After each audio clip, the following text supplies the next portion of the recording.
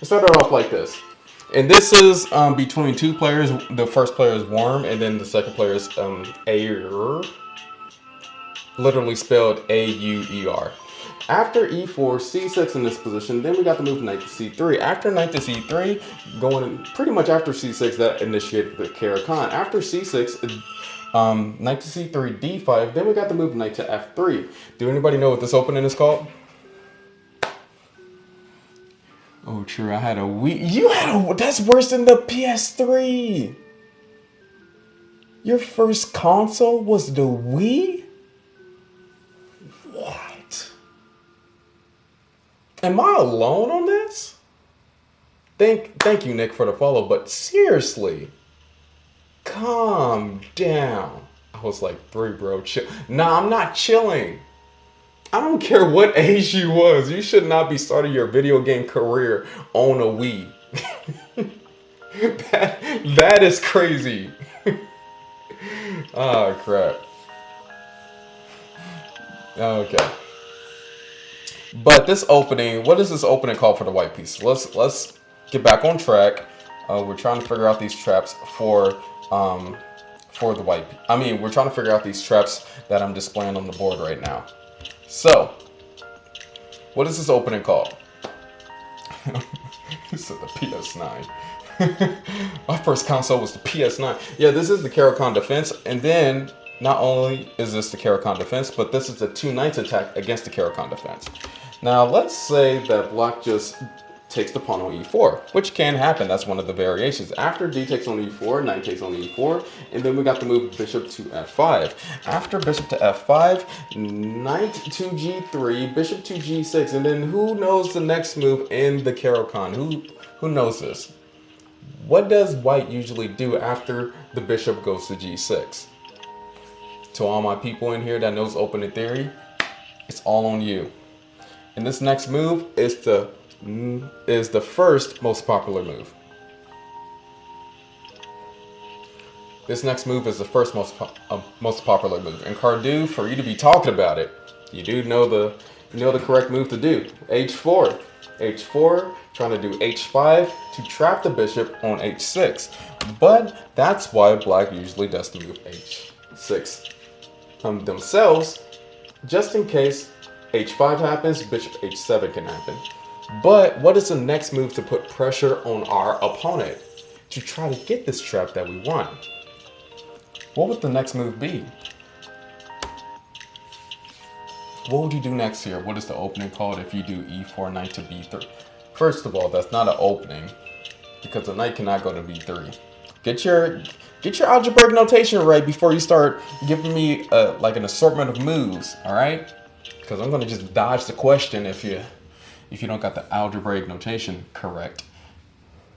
Yep, the next move is knight to e5, attacking the bishop on g6, which is pretty much threatening to capture the bishop. F takes on g6, and now there's going to be a double pawns along the g file. So black in this position is supposed to do queen to d6, best move.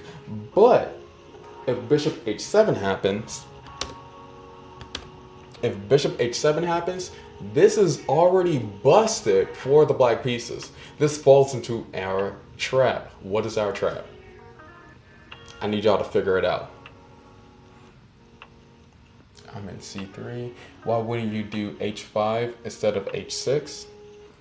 You could do, well, because of the move knight to e5.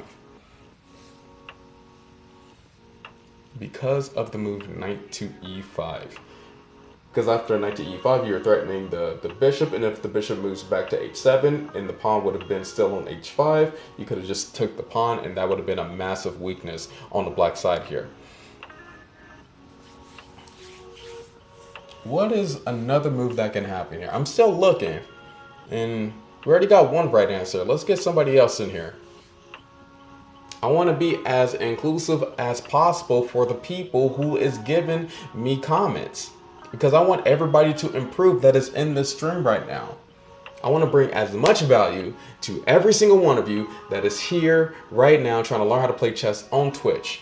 Because you could be watching anybody else, but you came here to H1's fam to learn how to play chess. Okay. Or to get better. You could be already good, or you're just here for entertainment. There's a lot of purpose. There's a lot of reasons you could be here right now. Let's make sure to make that reason. I don't know. Let's make sure to get the 200 followers for all the people who just influxed in here. That's a possibility. Cardu, different variation of the scholars made. The Lady Blurred. Hey man, how you doing? Welcome back, Mr. Savage. Mr. Savage and Cardu, you are correct with the Queen H5 assessment. Man, let me move this board right quick. After Queen to H5, threatening checkmate on F7, which is kind of like Scholar's Mate, but it's not like Scholar's Mate because usually the bishop is on C4 and queen takes on F7. But after Queen H5, what happens after G6? What happens after G6 in this position? What would you do? What would be your game plan? Why is this still a trap? Because the only thing that is a hindrance for black in this position now after G6 is this bishop on H7 acting like a pawn. Shadow Mysterious, you are correct. A queen to F3 is the next best move. Threatening checkmate on F7 again. Good job. Because when you're thinking about these moves, you always want to think about your forcing moves, which is checks, captures, and threats. And so after queen to F3, queen to D5 was the next move that the opponent played. Even though that they could play knight to F6, but this is still busted for the black pieces. I actually went over that last line on my YouTube channel called Chess Knowledge with H1. And so after queen to D5, what happens next? And if you notice, this queen moved down to D5, threatening to trade queens with us. Should we trade queens, or should we figure out a better plan, a better move that we can do here? What do you think?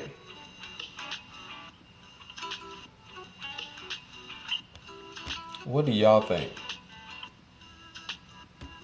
Should we trade queens or figure out a better move? Trade?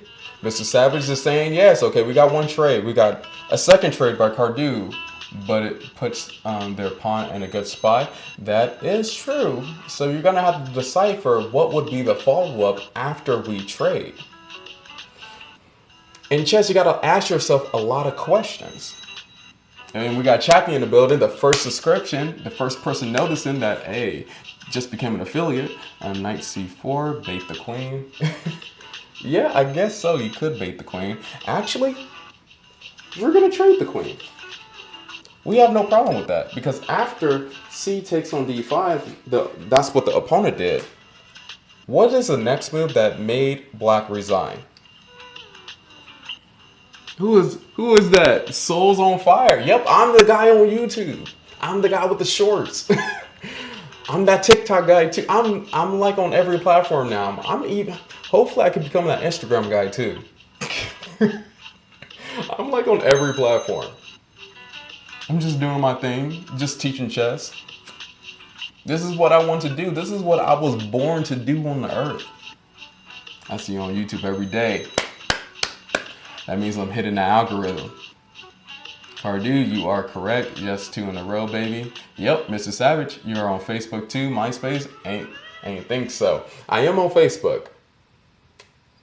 I'm not going that far down the loophole of conquering platforms on MySpace. And so, the last move is bishop to b5, checking the king on e8, and pretty much making the opponent resign, because after the king moves to d8, what is the next move? What would the next move be when the king moves to d8? Why did black resign? Shadow Mystery.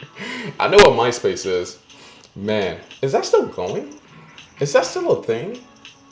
Chappie, you're correct. Cardu, you're correct. Mr. Savage, you was almost correct, but knight to c6, the opponent would just capture the pieces. And don't care what anybody else is saying, all right? Just say your moves, and then I'll tell you if it's right or wrong, and then you're going to improve on the process. And so after knight takes on f7, you're attacking the king. You're attacking the rook on h8. Once the king moves to like c7 or c8, then we're going to capture their rook on h8, and then we're winning as the white pieces. And if you're up a full rook, you should be able to win that position very easily. You should be able to win that position even against Magnus Carlsen, all right? So that's why that is a perfect trap against the Caro Kann. Let's go over another one right quick.